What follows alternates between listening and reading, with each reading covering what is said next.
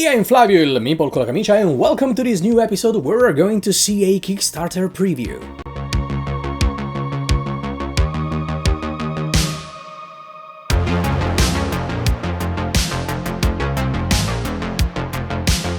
Yes, because today we are going to talk about CAPYBATTLE, the new game from Creative Jam that sponsors this video.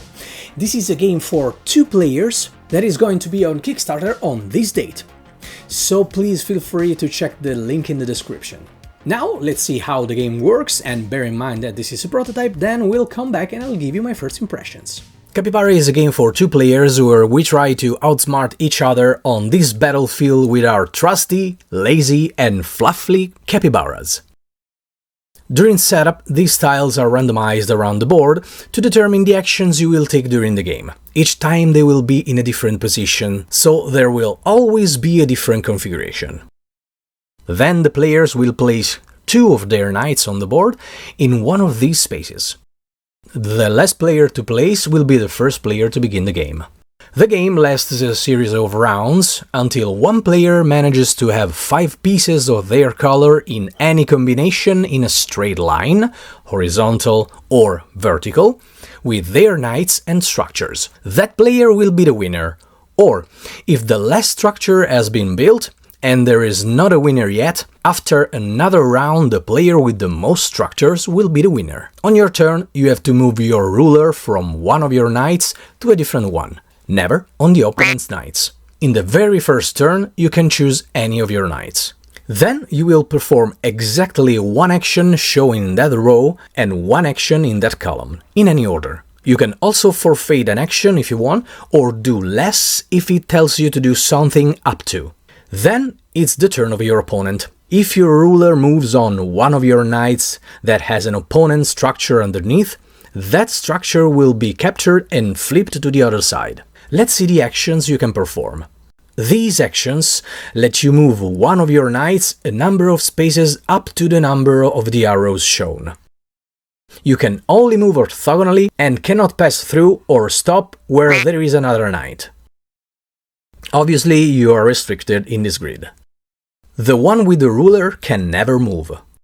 These actions functions the same as the last ones, but in this case you are moving the opponent's knight instead. The rules are exactly the same.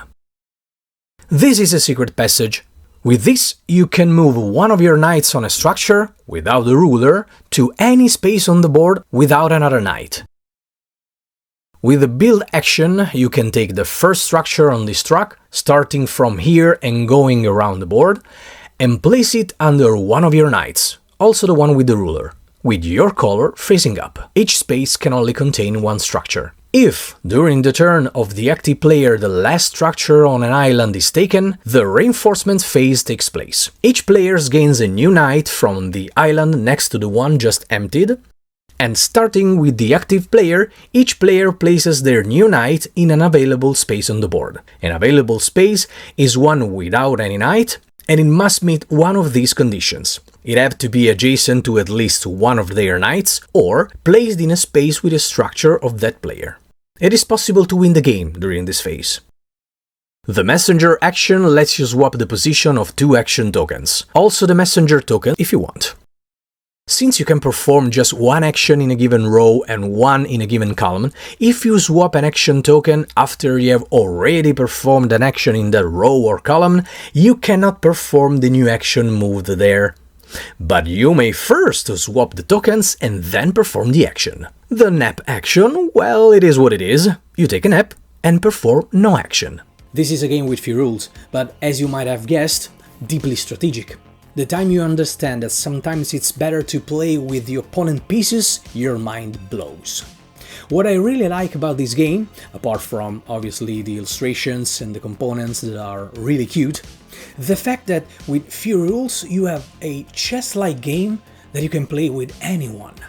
It's variable, it's challenging, it's strategic, everything you would expect from a game like this. And there will also be added a lot of components gameplay-wise during the campaign. So this could be the game for you if you're looking for a competitive game for 2 players with capybaras. Well, if you're not afraid of rodents. Big rodents.